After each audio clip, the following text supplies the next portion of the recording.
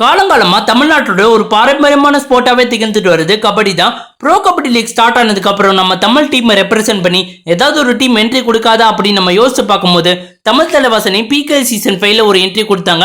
And அந்த சீசன்ல இருந்தே பாத்தீங்கன்னா தமிழ் தலைவாசனிக்கு ஒரு தோல்விகரமான சீசனா தான் பாத்தீங்கன்னா அமைஞ்சது.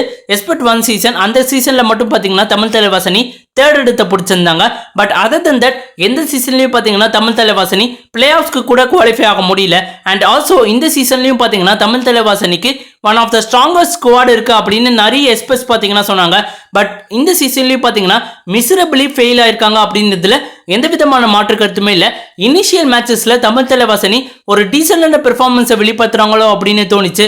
பட் அதுக்கப்புறம் பாத்தீங்கன்னா தமிழ் தலைவாசனியோட டவுன்ஃபால் ஸ்டார்ட் ஆச்சு. அண்ட் இந்த வீடியோல தமிழ் தலைவாசனியோட டவுன்ஃபாலுக்கான ரீசன் என்ன அப்படின்றது தான் நம்ம பார்க்க போறோம். So let's get started. Tamil தலைவாசனியோட டவுன்ஃபாலுக்கான முதல் ரீசனா நாங்க கன்சிடர் பண்றது failure of raiding deo.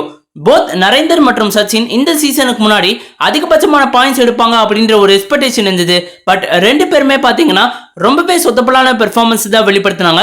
Initial மேட்சஸ்ல Narender மற்றும் சச்சின் ஒரு எக்ஸலண்டான பெர்ஃபார்மன்ஸை வெளிப்படுத்துற மாதிரி நமக்கு தெரிஞ்சாலும் சீசன் போக போக போத் சச்சின் அண்ட் நரேந்தரோட ஃபார்ம் ரொம்பவே டிப் ஆச்சு.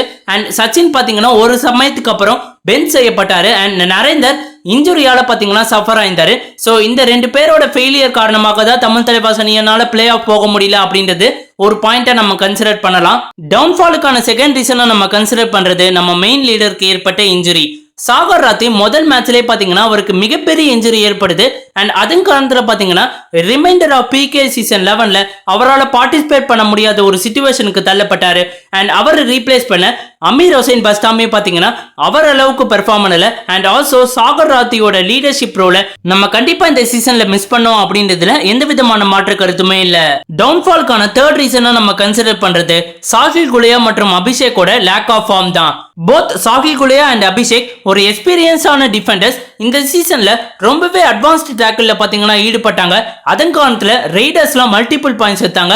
அது வந்து டீமோட மொரல ரொம்பவே அஃபோர்ட் பண்ணிச்சு அப்படின்றதுல எந்த விதமான மாற்று கருத்துமே இல்ல. சோ சாகில் குலியா மற்றும் அபிஷேக்கோட லேக் ஆஃப் ஃபார்ம் தான் இந்த டவுன்ஃபாலுக்கான ஒன் ஆஃப் த ரீசனா நாங்க பாக்குறோம்.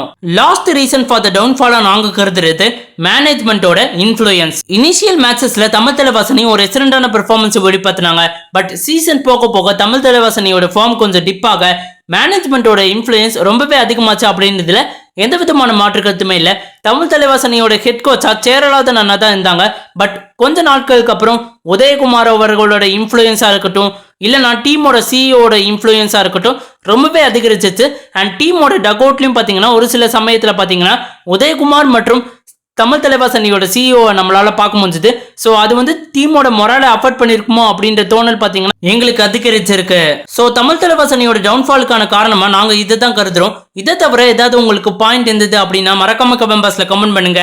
அண்ட் இந்த வீடியோ பிடிச்சிருந்தா லைக் அண்ட் ஷேர் பண்ணுங்க. And more importantly Tamil updates plus YouTube சேனலுக்கு மறக்காம சப்ஸ்கிரைப் பண்ணுங்க நண்பா.